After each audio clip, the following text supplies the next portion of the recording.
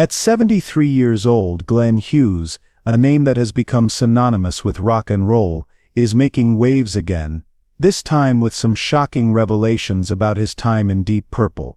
Fans around the world are stunned as Glenn opens up about a deep rift between him and his former bandmates. The bass guitar legend has publicly declared he'll never speak to his old bandmates again. After decades of tension, betrayal, and silent treatment, Hughes is finally telling his side of the story. "I have no time left for this," Hughes revealed in a shocking 2024 interview with Guitar Interactive magazine. His words left fans stunned and fellow rockers whispering, "What could have pushed this rock icon to such a breaking point?" The final straw? A snub that cut deep at what should have been one of the proudest moments of his career. When Deep Purple was honored at the 2016 Rock and Roll Hall of Fame ceremony, Hughes stood on stage feeling invisible as frontman Ian Gillan completely ignored him. It wasn't just a casual snub, a source close to Hughes explained. Glenn was genuinely hurt, that moment changed everything for him. But the pain didn't stop there. When Gillan suffered the devastating loss of his wife in 2022, Hughes reached out with sympathy and support. The response? Complete silence. No call back, no acknowledgement. Nothing. After years on the road together creating music that defined a generation, being treated like I didn't exist was the final blow, Hughes confessed. Gillan fired back, dismissing Hughes' revelations as opportunistic remarks and claiming any tension was just normal band personality clashes. But for Hughes this wasn't just creative differences. It was personal betrayal. While the Deep Purple drama has fans taking sides, Hughes isn't letting it slow him down. At 73, he's still touring, still creating, and still connecting with audiences worldwide. His message is clear: you don't need to hold on to toxic relationships, even if they once created legendary music. "Glenn's showing us all how to age with dignity and truth," said longtime fan Mike Donner. "He's not just a rock star, he's teaching us about self-respect." Deep Purple created some of the most iconic rock anthems of all time, but behind the smoke machines and guitar solos a storm was brewing. Glenn Hughes, the man whose thundering bass lines and soulful voice helped define the band's sound in the mid-70s, has finally had enough. "I'm done chasing respect from people who don't value me," Hughes stated bluntly in his recent interview. His words hit fans like a sledgehammer, especially those who grew up worshipping Deep Purple's classic lineup. The tension reached its peak at what should have been a celebration. When Deep Purple was inducted into the Rock and Roll Hall of Fame in 2016, Hughes expected at least basic courtesy from his former bandmates. Instead, he found himself standing awkwardly on stage as Ian Gillan, Roger Glover, and Ian Pace acted like he wasn't even there. "It was like being at a family reunion where nobody remembers who you are," said one witness to the uncomfortable scene. You could see the hurt on Glenn's face. For Hughes, the breaking point came in 2020. When he heard that Gillan had lost his wife, Hughes put aside past differences and reached out in sympathy. It was a human gesture, transcending old band politics. "I called, I texted, I tried everything," Hughes revealed.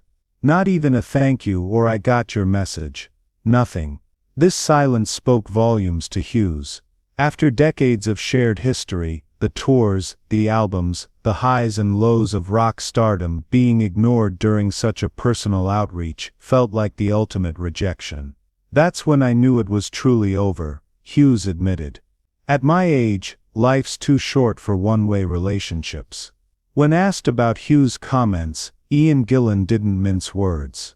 The legendary vocalist dismissed Hughes' pain as opportunistic remarks and downplayed any intentional snubbing. "Bands are like families, we don't always get along, but that doesn't mean there's some big conspiracy," Gillan stated.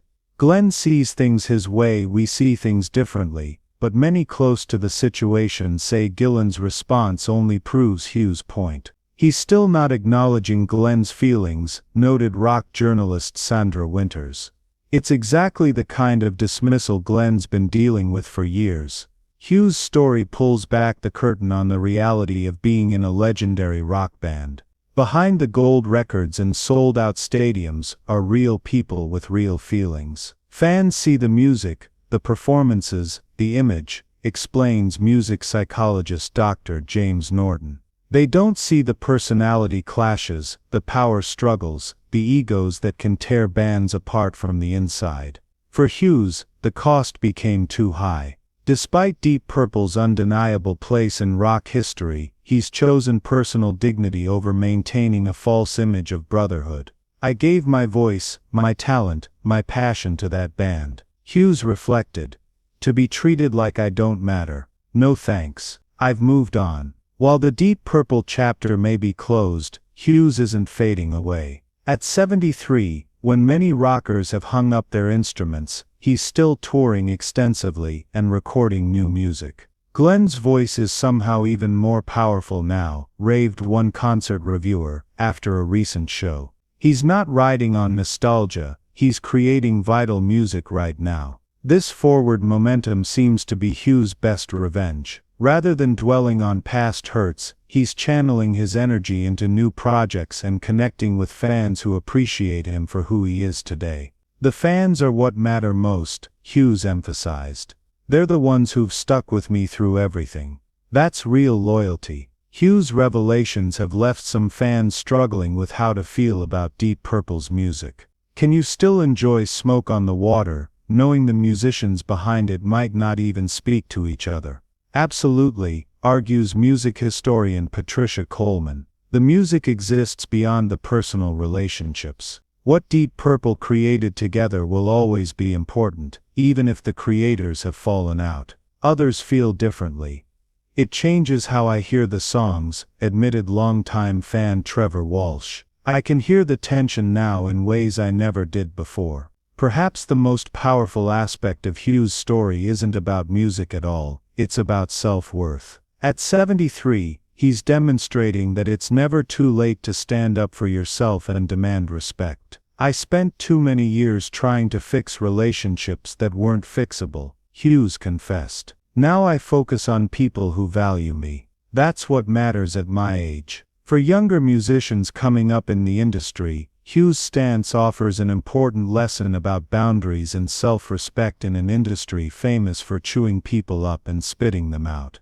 Glenn's showing that even legends have limits, noted up-and-coming bassist Jamal Williams. That's powerful to see. As Hughes continues his solo journey, he's made it clear there's no going back. The door to reconciliation with Deep Purple appears firmly closed. "Some bridges can't be rebuilt," Hughes stated simply. "And honestly, I don't want to rebuild this one." For fans holding out hope for one last reunion, this might be disappointing news. But for Hughes, it's liberation. After years of feeling undervalued and invisible, he's finally putting himself first. Glenn's story isn't just about rock and roll drama, concluded music therapist Lisa Chen. It's about knowing when to walk away for your own mental health. That's a message that resonates far beyond music. As the final notes fade on this chapter of rock history, Glenn Hughes stands tall, not as a bitter ex-band member, but as a man who finally found peace by choosing self-respect over painful connections to the past.